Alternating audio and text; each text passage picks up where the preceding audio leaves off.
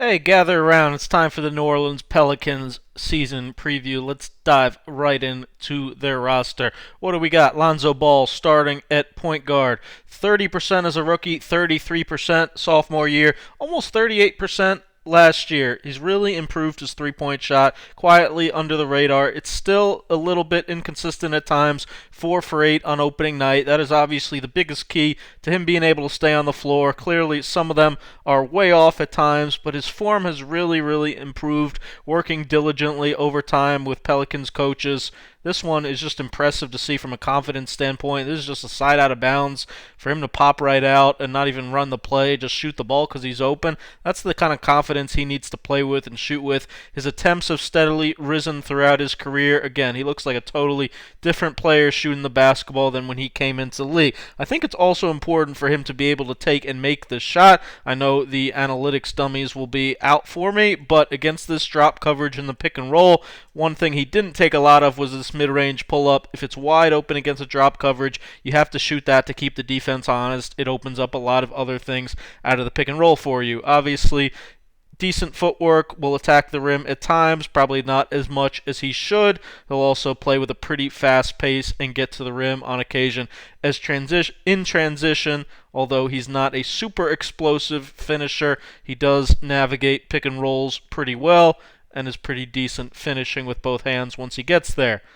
He also should do this more often. Little probe dribbles, Nash dribbles along the baseline. Nice cut by Eric Bledsoe. We'll obviously see a lot of his playmaking throughout this video. He's also a plus defender. Does a really good job battling, contesting, playing solid fundamental defense on that end.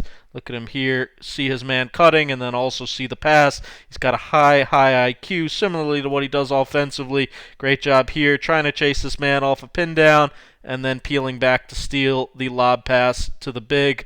He's really clever on that end. Eric Bledsoe is the starting two. It's not really a two. Shoots around 34% from three. The most negative part of his game is probably that he second guesses his shot a lot. Under and under again. You got to be willing to shoot that basketball, especially if you're going to be a two guard in the NBA. Passes up a lot of open looks. That's more like it. Again, I think they need him to be more aggressive. He's mostly a driver offensively. This is what he'd prefer to do. Obviously, the veteran acquisition in the Drew Holiday trade that keeps them certainly competitive. His main identity is now, at this point of his career, being a good defender. I think that's where they need him to buy in the most. He's long and strong and able to do a really good job getting into the basketball when he's committed. And has a high IQ defensively to contest shots even when it's not his man. Brandon Ingram secured the bag. Congratulations after making a leap to superstar last season. 24 points, 6 rebounds, 4 assists, 39% from three. He's phenomenal shooting off the dribble, keeping his man on his back or even against an under. He just has become a Middleton-type player, able to get his own shot off. Is a really solid mid-post player, like Middleton as well. Really gifted scorer, creating a little bit of space, using his size to shoot over you. This is kind of the new set that they've put in to run for him a decent amount. It's just kind of he could pop out to whichever side he wants. The bigs are around the free throw line. This guy will get out opposite, and then he can go quickly if he has a driving lane or an area to get his shot off. How about this one? That's a dunk for you. He'll also play up-tempo and is pretty long and good at finishing in transition with his go-go gadget, tremendous wingspan. One area he needs to get a lot better in is defensively. I think he was a big part of their defensive failings last season. You can find a video up top I did breaking down how bad exactly their defense was last year. Zion Williamson is pretty darn good, no mistake about it. Look at him here, sealing in the post, throw it up to him, a better pass. He can probably get that lob dunk. He also just does a remarkable job, even if defenses go under, even if they switch, of just finding a way to get to the rim. I mean, it's unbelievable how much, even with his size, with kind of the awkward way he moves, he just catches the ball on random post-ups, random things kind of throughout the offense, and he will face you up and go quickly. He's got good face-up footwork. You see him open up here with a jab baseline, drive middle, and then still is going to put that ball in his left hand to finish almost every time. The quick rip through there. If he can get to the dunk, obviously he's incredibly explosive. He's got not the world's greatest handle, but has got a little bit tighter to be able to handle in those tight spaces. And then, wow, that is a filthy finish off the glass. Got a decent feel for the game. His court vision is improving here, getting the smaller guy switched onto him, knowing that help's coming over, and quickly finding NAW on the kick out. He also is obviously going to play on a decent amount of pick and rolls. The Pelicans, interestingly, Stan Van Gundy kind of bringing back an old pick and roll formation. You see here, yes, they have shooters in the corners, but you don't see much of this in the NBA anymore. We call this shorting the pick and roll. The other big basically playing underneath the basket in the dunker spot.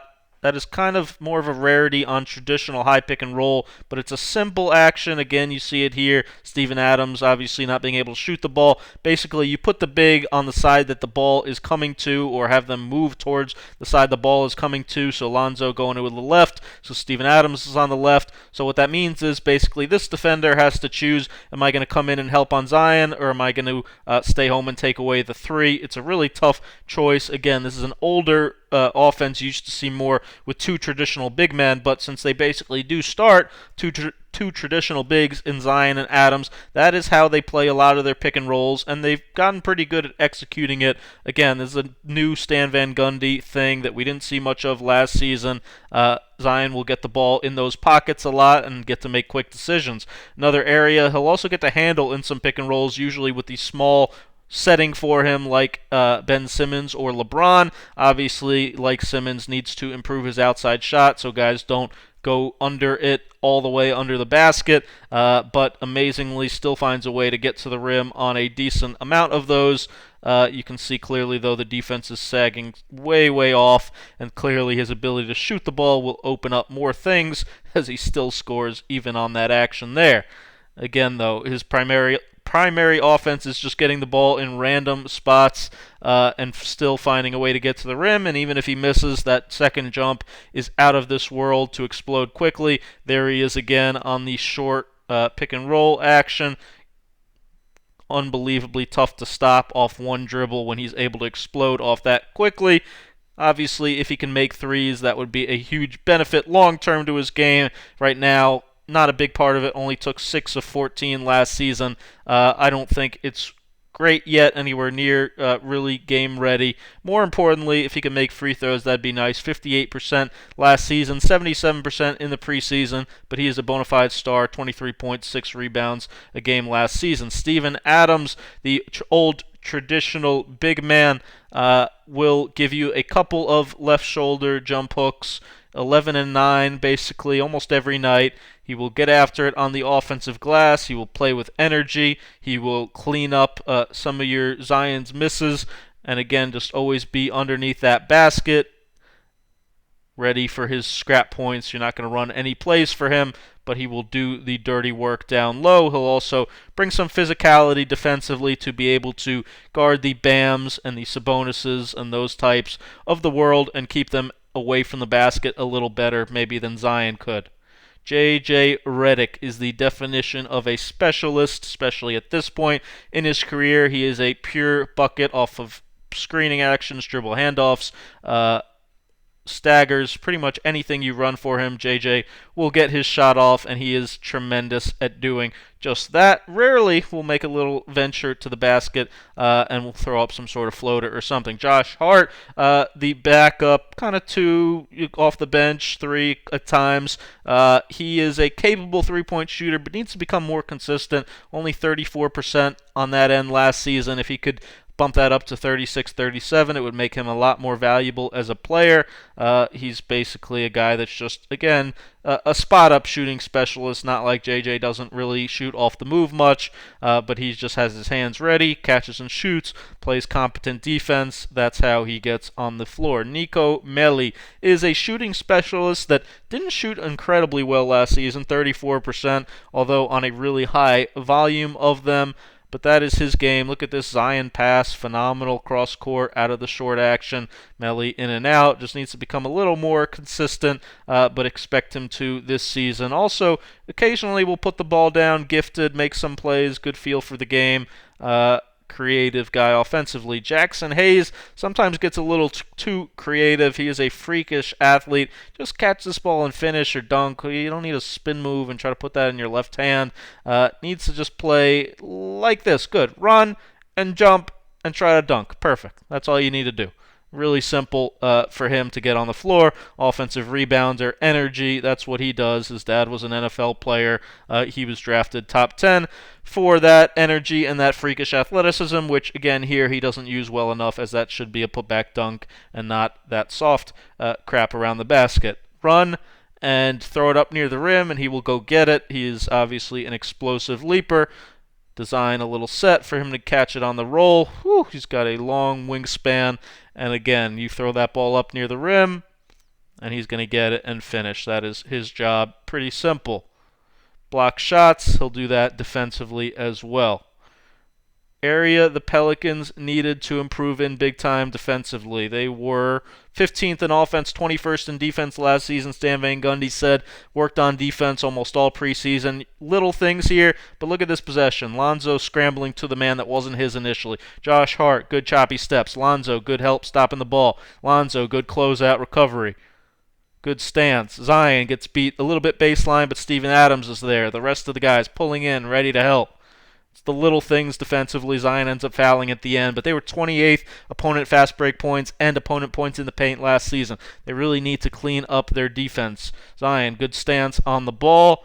Good stance here. Good hedge on the pick and roll. Good talking it out.